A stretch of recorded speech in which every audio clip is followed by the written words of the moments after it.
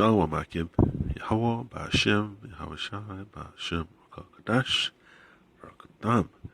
Double honors and salutations to the elders and apostle, Grim Stone, aware to the Akim on the focus on earth. Shalom, shalom, shalom. Yeah, so pressing times are upon us.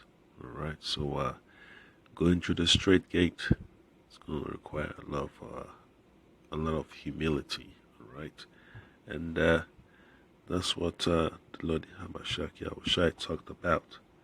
All right, let me pull up that quick precept.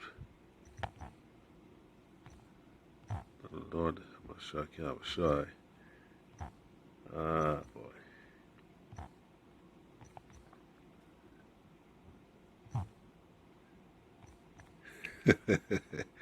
It's what you deal with, man, when you're trying to get the work done. It's all you gotta deal with. All right. So I always say to, but that's all right. I'm just gonna go straight to the point, man, because we all gonna feel that pressure. All right, and the Lord Hamashiach Yahushai will make it possible for His elect to make it to the kingdom. All right, with all sincerity. So I'm going to read from the book of Matthew. Matthew chapter 19.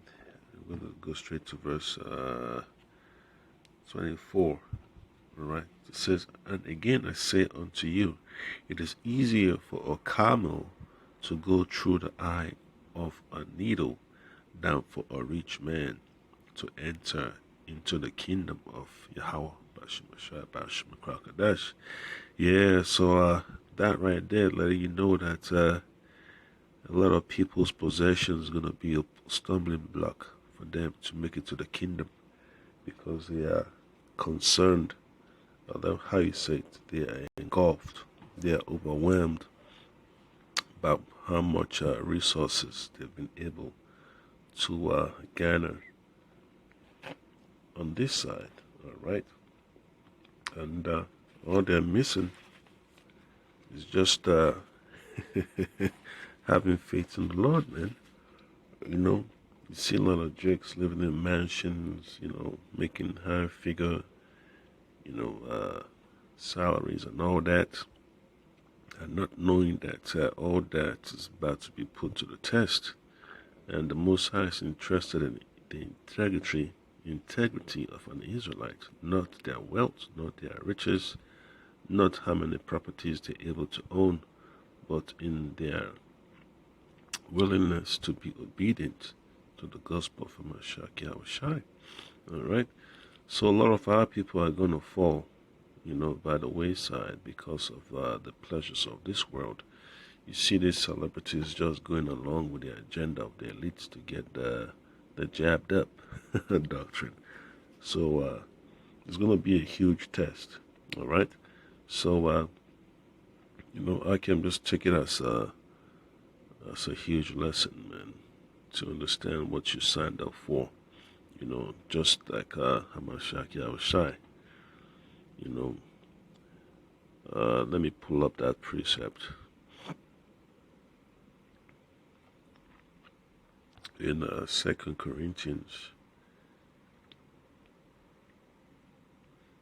chapter 8.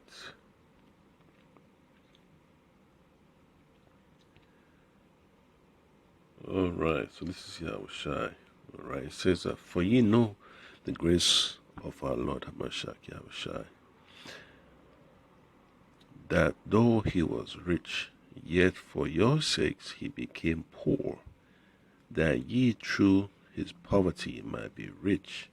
And that right there is a perfect attribute of Yahushai to emulate. Right, you have to stick with what he was able to accomplish. Stick with his message.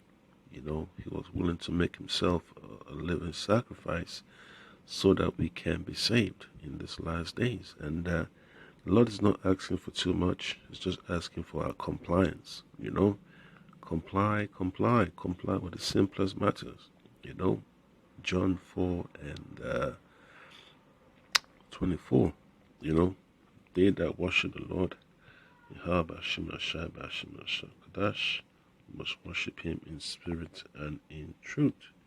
All right, and it's a beautiful example, you know, to always keep in mind. It says Yahweh Hashem Ashai Bashim Kadash is a spirit. All right, He's a spirit, and they that worship Him must worship Him in spirit and in truth, and the truth has to set you free.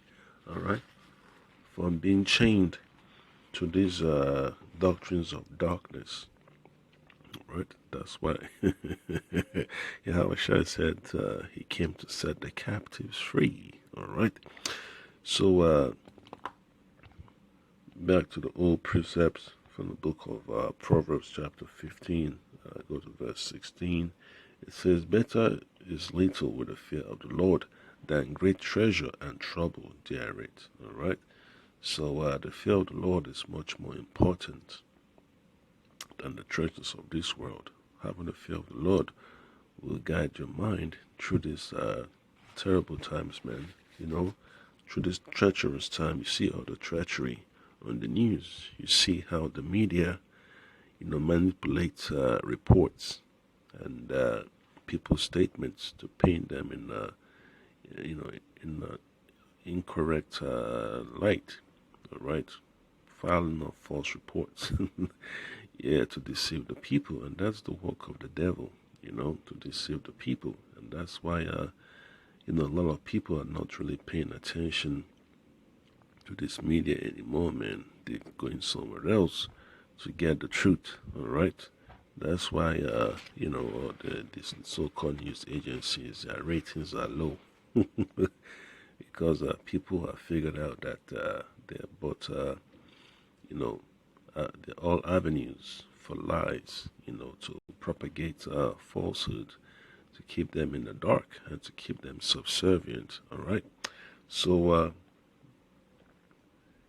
yeah, man, a lot of people are going to wake up, you know, to know that the word of the Lord is on point.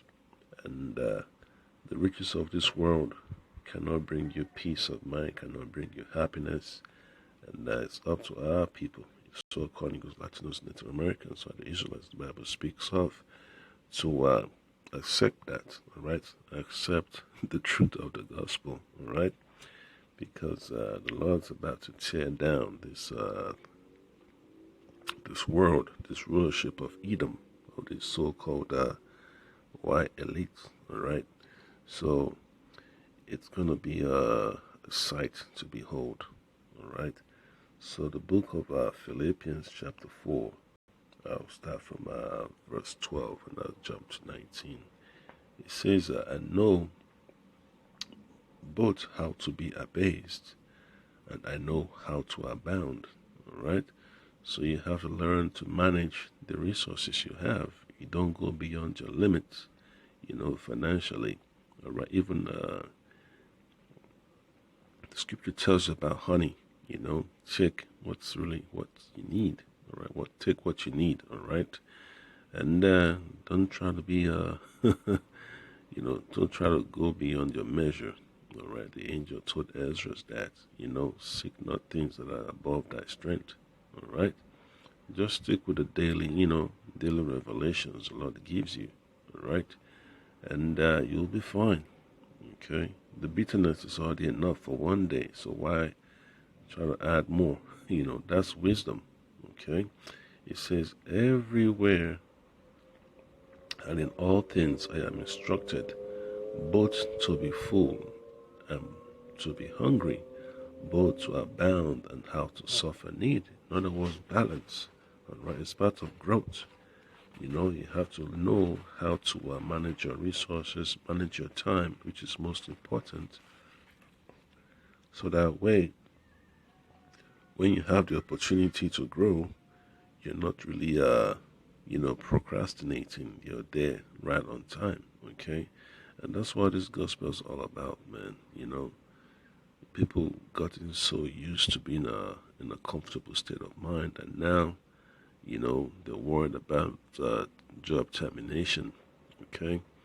And they're losing it, man. People committing suicide, people overdosing, the road rage is just going through the roof, violence going through the roof.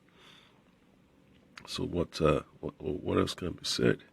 It just shows you people who are not prepared, to deal with adversity, right? So that's why you pray the Lord to give you that spirit of patience, to learn how to suffer, for what's important. Okay, so book of you know what? Let me go to verse 19. So it says in verse 19, but the Most High Yahweh shall supply all, right? But my power, right, Yahweh, shall supply all your need according to his riches in glory by Hamashiach Yahweh, and that's what it's all about. Okay? So there is no if, ands, or buts about it. The Lord is the one that makes you productive, and you have to learn how to manage your time to accomplish certain goals, alright? So, book of Sirach, chapter 11, go straight to verse 25. It says, in the day of prosperity, there is a forgetfulness of affliction, and in the day of affliction, there is no remembrance of prosperity. Yeah, that's what our people need to understand, man. This is just the simple mind of people, in general. They tend to lose track of the days when the Lord blessed them and prepare for the turmoil in the future. Okay, that's why the Lord Yahushua talked about being hearers of the word and the doers, right? Because when that time of distress arrives, you are ready to withstand, building your house on that rock, that firm foundation, all right? So that's necessary, to have as you move on in these difficult days, all right? So, book of Sirach, chapter 22, go to verse 23. It says, be faithful to thy neighbor in his poverty, that thou mayest rejoice in his prosperity. And that's what the brotherhood is all about, man. When you have a brother that's not making, the amount of funds he needs to make, you you work with him, man. You try to point him in the right direction. You try to support him, however way you can. So that way, the brother's able to build himself up, and he could support other brothers. He could take on more responsibilities, because you already know one tree can't build a forest. It takes several trees, all right? And that's why it's important, man. Brothers take their growth seriously, man. You don't underestimate your office. You have to grow to be in a position to pull other brothers up, all right? So it says, abide steadfast unto him in the time of his trouble, that thou mayest be heir with him in his heritage. So it might not be a financial issue, it might be that the brother, has some health ailments, and you're able to, get him some herbs, to stay physically and mentally fit, and he's able to do the work, all right? Because all hands have to be on deck in this ministry, so you can't afford for brothers to be weak, and then you have so much pressure on your back. You can't, afford to let the opportunity slip out of your hand. All right, so that's why it's important to have a firm grip in this ministry. When you see a brother slouching, slacking off, you have to figure out why, and you have to nourish him back up. All right. So it says, for a mean estate is not always to be content. In other words, don't look down on little things, man. Never take the little things for granted, nor the rich that is foolish to be had in admiration. In other words, never fall for all the glamour and all the popularity of the so-called rich of this world, man. This cult of personality is very, very addictive. That's why they keep pushing all these, you know, programs on cable, on TV. You have gossip this, gossip that, people this, Teen Vogue. You have extra, Inside Edition. They don't really get you to where you need to be mentally. It's all one huge distraction. All right. So you have to be able to build what is known for how you say a tried and trusted foundation, which is the words of Lord Hamashai. And then getting straight to the point, book of Matthew chapter 6 verse 19, and it says, lay not up for yourselves treasures upon earth, where moth and rust doth corrupt, and where thieves break through and steal. All right, so that's good advice there. You listen to all this so-called financial experts on cable. They tell you about the cycles of the market, the crash, and all that stuff. You have to be prepared for those. When the market is going up, you have to make funds available to get a profit. When the market is going down, you need to have funds available to make a profit too. And when you're running low on resources, in the grocery stores, you prepare for that, man. There might not be potable drinking water available on the shelves. So what do?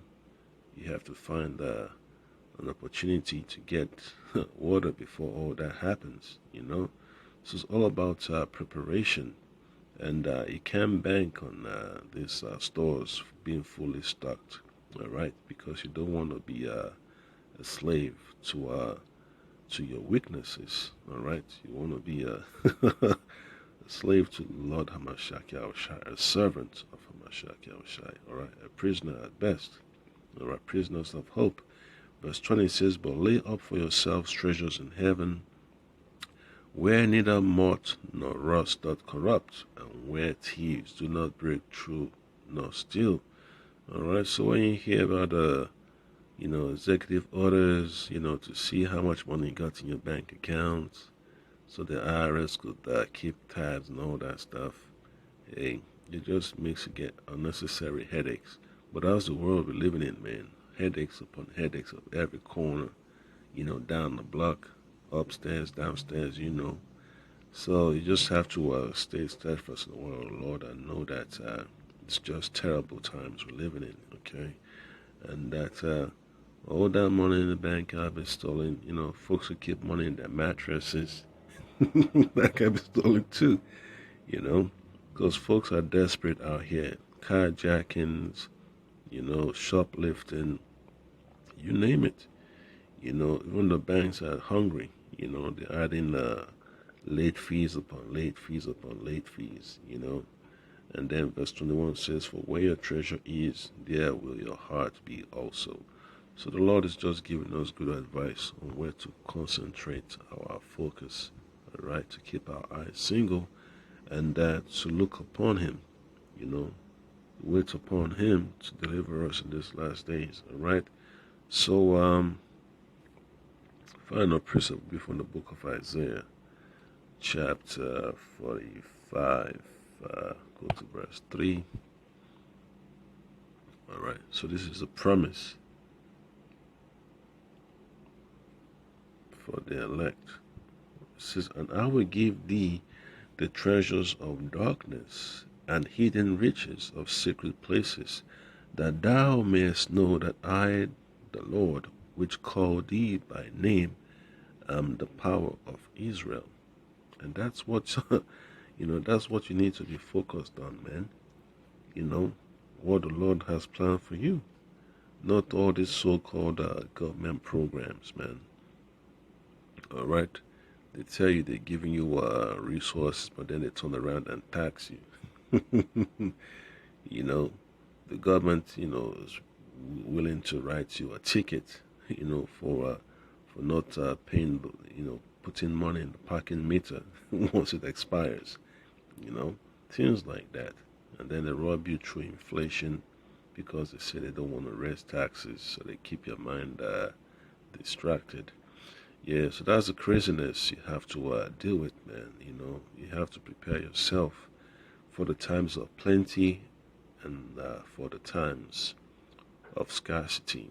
And that's all it is, man. You don't want to get used to thinking things will be so, so sweet.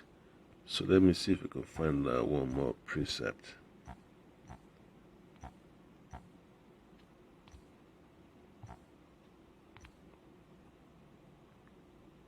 Oh, let's see how this goes. All right. So, Second Ezra chapter 16, verse 21. Behold, victuals shall be so good cheap upon the earth, that they shall think themselves to be in good case. And even then shall evils grow upon the earth, sword, famine, and great confusion. Yep. So that's why you don't get comfortable, man. Right? Because it's about to get ugly out here. So with that being said, just say Kyle Haladia Bamshah Shah Bashim Kakadash Dabon salutations to the elders and apostle Grimmy Stone rule well, to the Akin focus on earth, Shalom, Shalom, Shalom.